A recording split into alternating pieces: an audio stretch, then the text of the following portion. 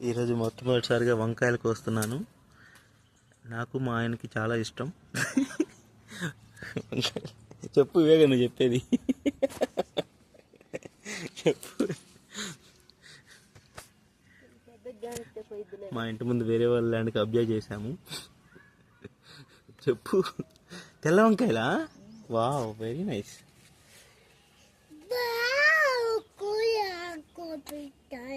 మేదాన్ చచ్చిపోతున్నా అసలు.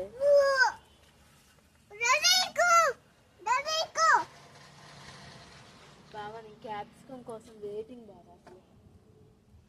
ఓకే, ఇలా చూడు. క్యాప్సికం ఉందా? వస్తుందా క్యాప్సికం?